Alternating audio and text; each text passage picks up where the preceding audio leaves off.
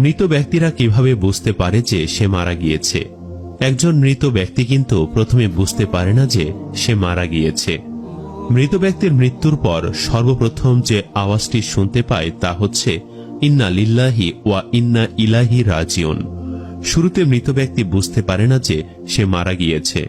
সে মনে করে যে সে হয়তো স্বপ্ন দেখছে। সে দেখে তার আত্মীয় স্বজন, পরিবারের লোকেরা তার কাছে। সে দেখে তাকে গোসল করানো হচ্ছে, তার জানাজা পড়ানো হচ্ছে, তাকে কবরে নামানো হচ্ছে। এরপর যখন তার দেহের ওপরে বাঁশের কঞ্চি আর মাটির স্তর পড়তে থাকে, তখন তার স্বপ্ন ভঙ্গ হয়। সে তখন উপলব্ধি করে যে সে সত্যিই মারা গেছে। তখন সে চিৎকার করতে চায়, কিন্তু তার চিৎকার কেউ শুনতে পায় না।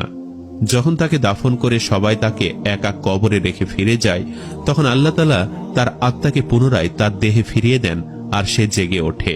প্রথমে সে খুশি হয় এবং কৃতজ্ঞতা জানায় যে মহান প্রভু তাকে যা দেখিয়েছিলেন তা কেবলমাত্র একটি স্বপ্ন ছিল, আর এখন সে ঘুম থেকে জেগে উঠেছে। এরপর সে তার শরীর স্পর্শ করে দেখতে পায় সে কেবলমাত্র একটি কাপড়ে মোড়ানো রয়েছে। সে অবাক হয়ে প্রশ্ন করে, আমার জামা কাপড় কোথায়? তারপর সে বলতে থাকে, আমি কোথায় আছি? এই জায়গাটা কোথায়? সর্বত্র ময়লা কাদার দুর্গন্ধ বের হচ্ছে। আমি এখানে কি করছি? তারপর সে বসতে শুরু করে যে সে মাটির ভেতরে আছে এবং সে যা অনুভব করছে তা কোনো দুঃস্বপ্ন নয়। তখন সর্বপ্রথম সে মৃত ব্যক্তি বুঝতে পারে যে সে সত্যি মারা গেছে। তারপর সে যতটা সম্ভব জোরে চিৎকার করে ওঠে। তার আত্মীয় স্বজনদের ডাকতে থাকে, পরিবারের লোকদেরকে ডাকে, কিন্তু কেউই তাকে বাঁচাতে আসে না। অতঃপর সে ব্যক্তি আল্লাহকে ডাকে। সে বুঝতে পারে এই মুহূর্তে আল্লাহ রাব্বুল আলামিন তার একমাত্র ভরসা এবং আল্লাহর কাছে কান্নাকাটি শুরু করে, ক্ষমা প্রার্থনা শুরু করে। সে বলতে থাকে, হে আল্লাহ, আমাকে ক্ষমা করো, হে আল্লাহ, আমাকে ক্ষমা করো। যদি সে একজন নেককার বান্দা হয়, তাহলে তখন তার কাছে হাস্যোজ্জ্বল মুখে দুজন ফেরেশতা আসে। তারা তাকে সান্ত্বনা দিতে থাকে। আর যদি সে খারাপ মানুষ হয়, তাহলে ভয়ঙ্কর চেহারা দুইজন ফেরেশতা এসে তার ভয় আরো বাড়িয়ে দিবে। তারা তাকে ভয়াবহ নির্যাতন করবে। তার উপর কবরের আযাব শুরু হয়ে যাবে। কবরের আযাব সম্পর্কে হাদিস থেকে জানা যায়, কাফের, মুনাফিক ও পাপিষ্ঠ ব্যক্তিদের যখন কবরে জিজ্ঞাসা করা হবে, ওই ব্যক্তির ব্যাপারে তুমি কি জানো? সে বলবে, আমি কিছুই জানি না।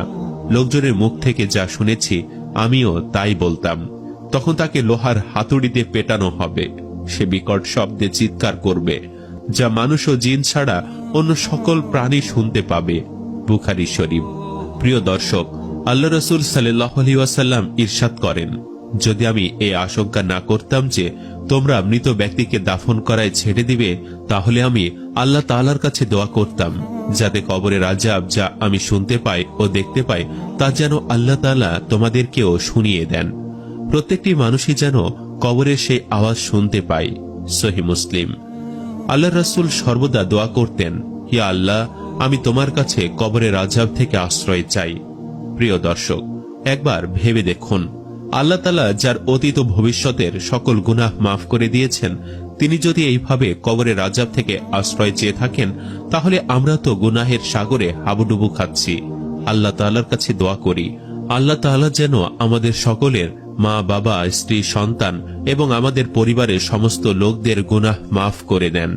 সম্মানিত দর্শক, ভিডিওটি আপনাদের কাছে কেমন লেগেছে তা আমাদের কমেন্ট করে অবশ্যই জানাবেন।